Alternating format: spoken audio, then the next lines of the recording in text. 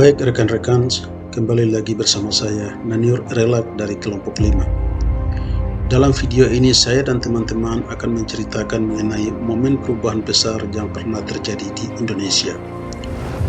Lantas apa hubungan antara dinamika perubahan besar ini dengan materi pola gabungan perubahan sosial? Mari kita mulai.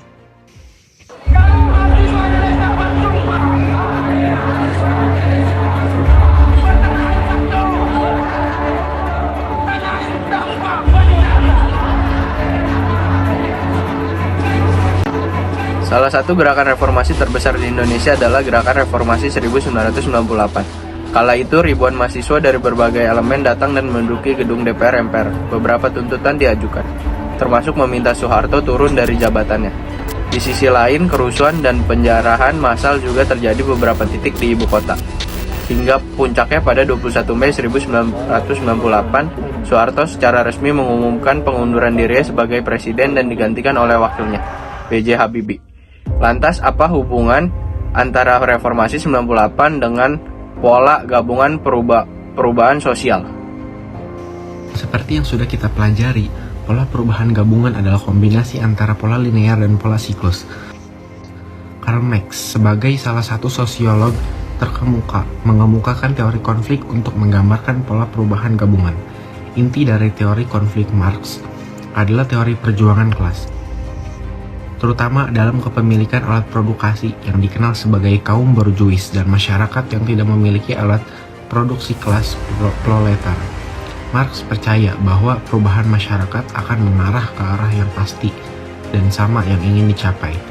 Sebuah pola linear digambarkan dengan kaum borjuis yang terus bergerak untuk meningkatkan hasil produksinya sehingga semakin memperkaya diri.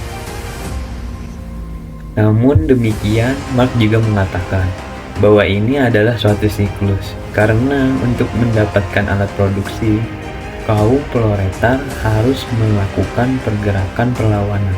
Pergerakan dan perlawanan inilah yang akan menggeser kaum elit ke bawah dan kemudian menaikkan kaum proletar ke atas. Ini merupakan suatu proses gabungan, suatu dinamika yang tidak dapat dihindari. Dalam pola gabungan ini tercermin dalam gerakan reformasi 98. Dahulu, para mahasiswa aktivis berusaha menduduki gedung DPR MPR, kini beberapa sudah bertransformasi menjadi anggota dewan atau di dalam pemerintahan.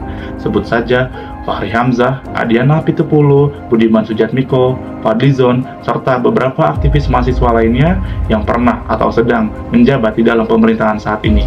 Sekarang ini kita bisa merasakan buah manis dari reformasi yang dicapai melalui perjuangan darah dan nyawa. Demokrasi kebebasan berpendapat merupakan pencapaian terbesar dari reformasi itu sendiri.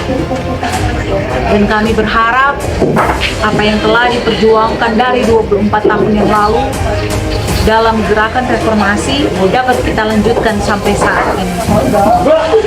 Salam reformasi.